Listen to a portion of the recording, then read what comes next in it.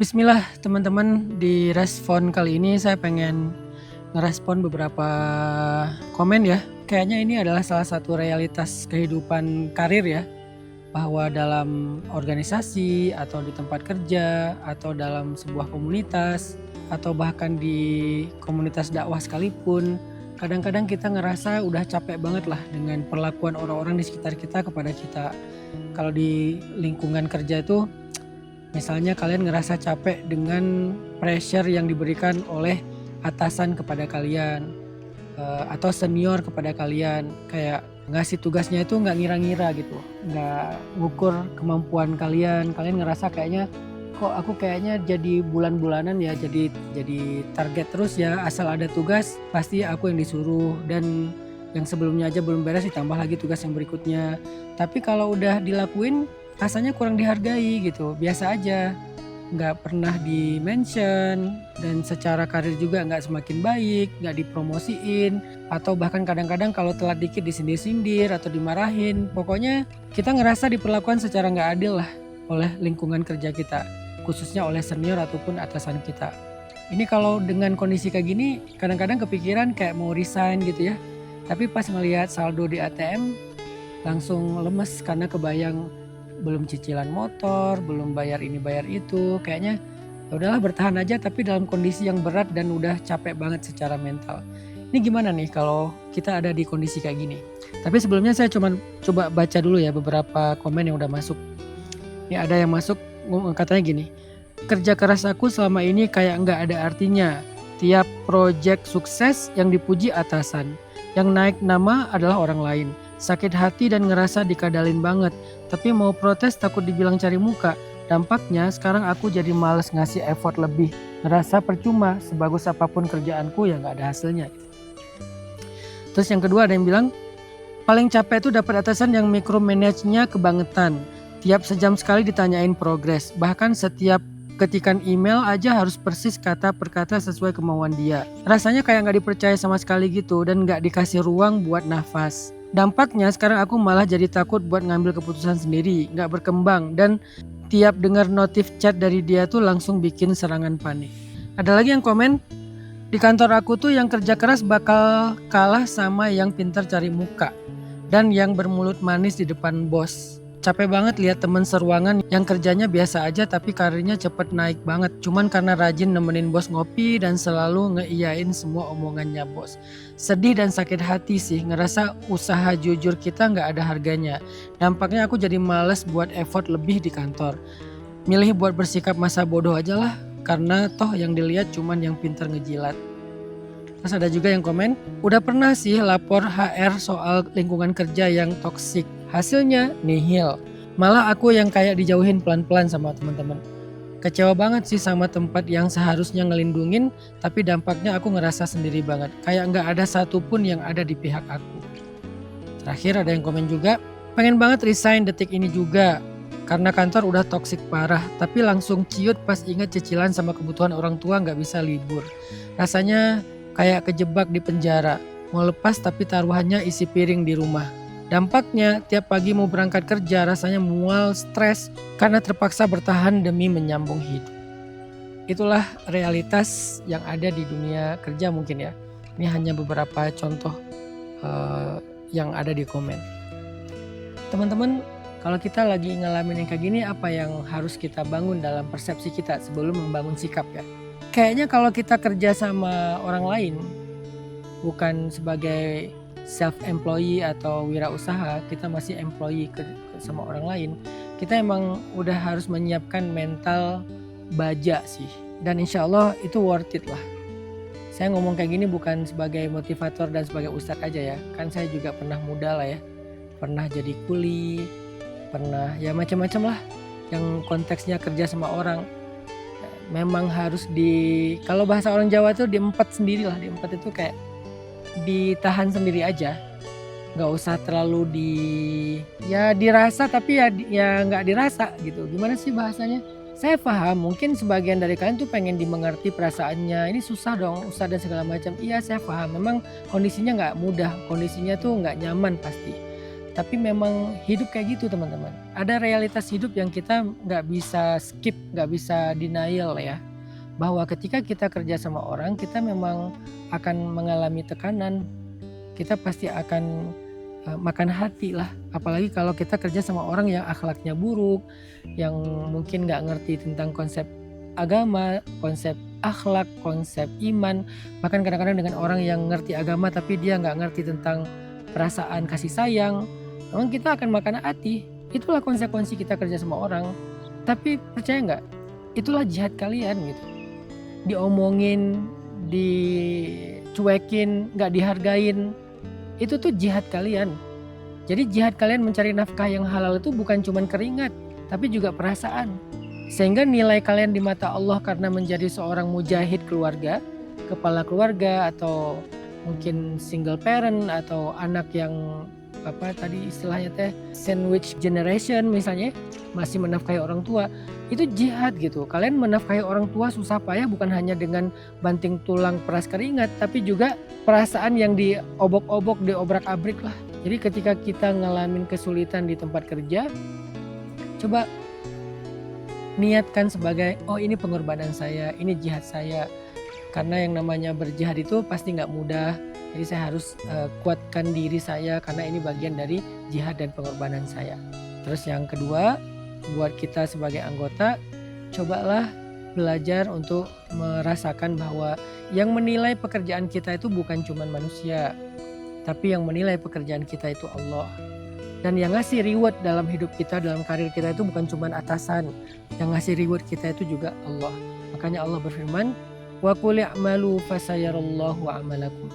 Dan katakanlah, bekerjalah kalian, Allah akan melihat pekerjaan kalian, dan Rasulnya juga melihat pekerjaan kalian. Artinya yang menilai dan ngasih reward dalam pekerjaan kita itu bukan atasan, bukan manusia, tapi Allah sendiri.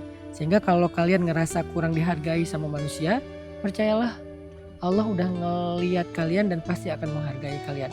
Penghargaan Allah itu bentuknya macam-macam dan jauh lebih keren daripada penghargaan manusia. Bisa aja bentuk penghargaan Allah itu nggak kalian rasakan di tempat kantor kalian, tapi kalian rasakan di rumah.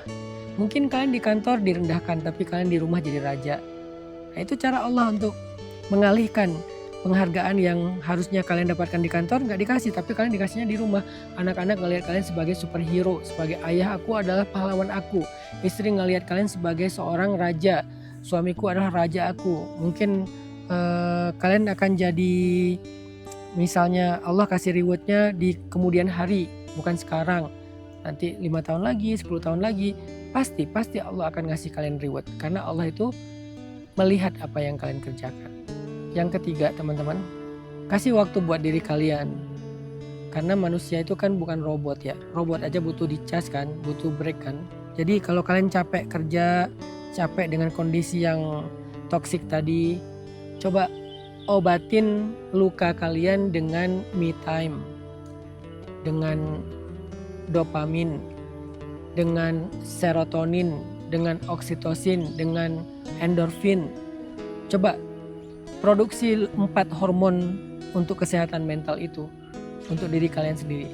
Jangan cuman kalian kuras saja perasaan dan mental kalian dengan beban kerja, tapi kalian gak pernah ngecas diri kalian. Jadi di kantor tuh mungkin udah dikuras, saatnya kalian ngecasnya di rumah.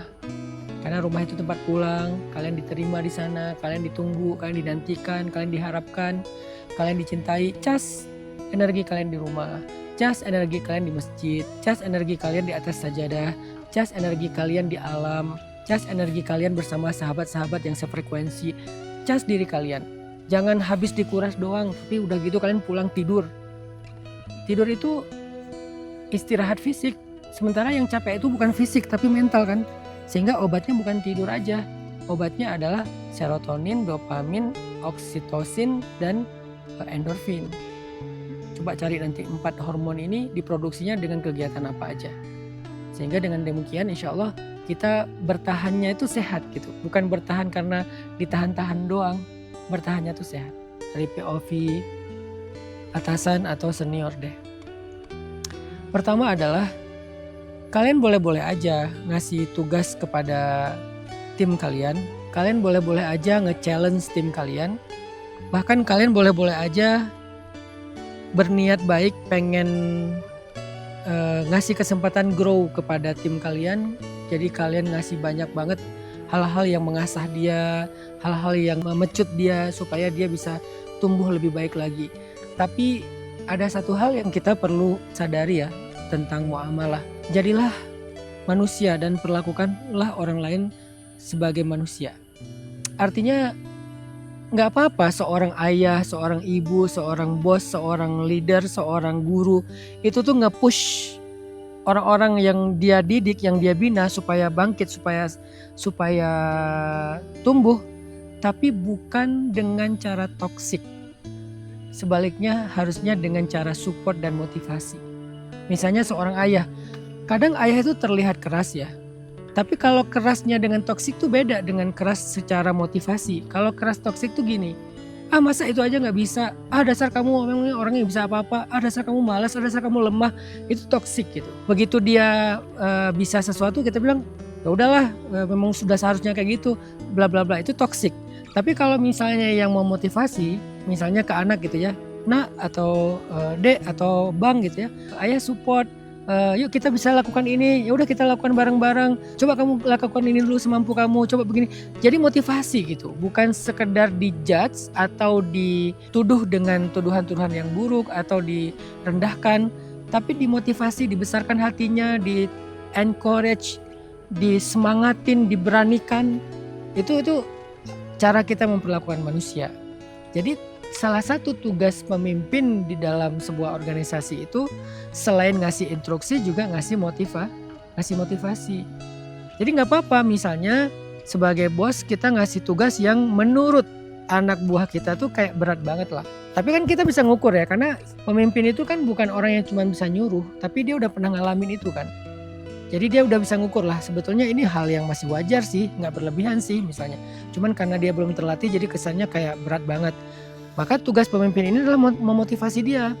Ini bisa, ini begini, ini begitu. Kalau kamu bisa ini nanti kamu bisa gini dan segala macam. Terus kasih dia guidance, kasih dia semacam mungkin arahan, kasih dia selain motivasi juga ya arahan, bantu dia untuk memahami instruksi tersebut. Jadi dibantu minimal dengan motivasi lah, bukan dengan sebuah ancaman, tuduhan, apalagi penilaian yang buruk, bukan dengan meremehkan, merendahkan. Itu yang membedakan perilaku toksik dengan perilaku mendidik. Walaupun secara instruksi sama mungkin, tugasnya sama, tapi yang satu mendidik dan menumbuhkan seseorang, yang satu lagi justru menghancurkan seseorang. Jadi mau sebagai ayah, sebagai ibu, sebagai guru, sebagai atasan, sebagai pemimpin, sebagai senior, saya sih nggak pernah setuju ya kalau kita bilang mau membuat orang bertumbuh, punya tambahan kapasitas, tapi cara kita itu justru cara yang toksik, bukan dengan cara motivasi yang konstruktif. Harusnya dengan cara motivasi yang konstruktif secara mental, secara mindset, dan pastinya nanti secara skill ataupun kapasitas. Nabi SAW ya, ketika ngajak para sahabat menggali Bait Khandaq, itu kan sebuah proyek yang gak masuk akal sebetulnya. Dan para sahabat waktu itu banyak yang dalam kondisi susah.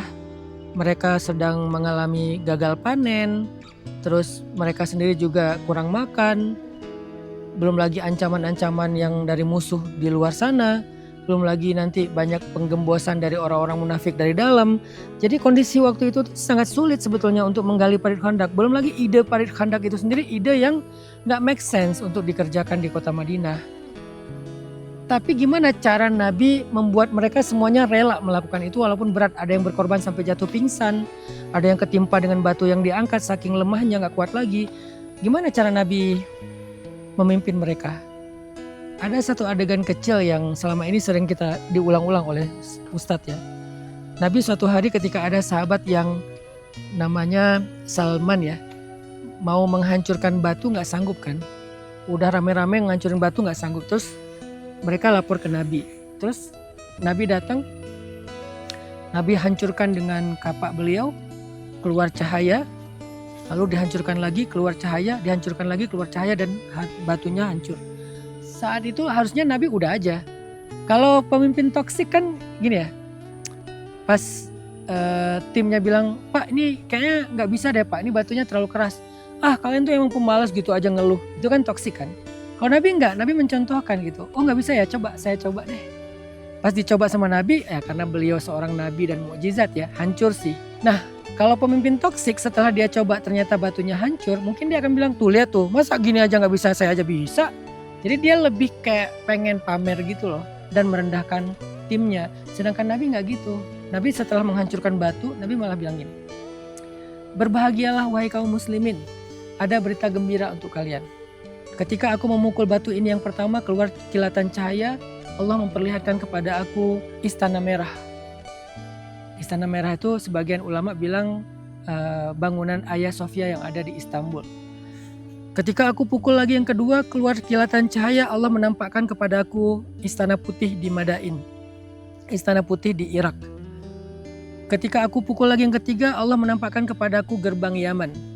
Maka wahai kaum muslimin, dengan izin Allah, Allah akan berikan kepada kalian kemenangan atas Damaskus, atas Irak, atas Rum, atas Persia, atas Yaman.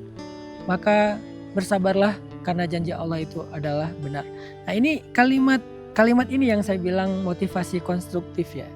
Jadi para sahabat yang tadinya udah patah semangat, udah menemukan obstacle yang lumayan berat dalam menggali Bait Khandaq, jadi semangat lagi, jadi bangkit lagi, jadi kuat lagi gara-gara motivasi yang konstruktif dari Rasulullah SAW. Begitulah pemimpin harusnya. Bukan ngeremehin, bukan pamer dirinya, bukan ngerasa inilah saya, tapi ya memotivasi anggotanya lah atau mungkin timnya lah. Nah, ini salah satu contoh POV pemimpin yang ada di dalam proyek menggali parit di zaman Nabi SAW. Belum lagi nanti yang lain-lain, membangun Masjid Nabawi. Waktu itu ada satu syair yang dilantunkan oleh para sahabat, yang itu adalah ajaran Nabi. Begitu juga ya mereka asik aja gitu membangun masjid dalam keadaan baru datang hijrah, masih capek, tapi mereka bersenandung gitu, nyanyi bareng. La in qa'adna wa nabiyyu ya'malu fadzaka minnal amalul mudallalu la 'isha illa 'ishal akhirah Allahumma arham ansar wal muhajirah. Kalau kami duduk, Nabi yang bekerja. Kalau gitu kami enggak sopan kepada Nabi. Ini terjemahan bebasnya ya. Tidak ada kehidupan dan kebahagiaan kecuali kebahagiaan di akhirat. Ya Allah berikanlah rahmat kepada Ansar dan Muhajirin. Jadi mereka tuh sambil bekerja tuh kompak, happy. Itu harusnya tugas pemimpin tuh kayak gitu tuh, menyemangati, merangkul, bukan membuat gap lah antara dia dengan anggotanya. Jadi 3 itu ya nasihat saya untuk kalian sebagai korban dari perilaku toksik di kantor. Yang pertama adalah itulah realitas kehidupan. Kita kalau kerja sama orang, kita pasti akan mengalami perasaan kayak gini, pasti akan makan hati, ngerasa diperlakukan gak fair dan seterusnya. Yang kedua, Allah melihat kok apa yang kalian kerjakan, bukan cuma manusia. Dan yang ketiga, beri waktu buat diri kalian sendiri.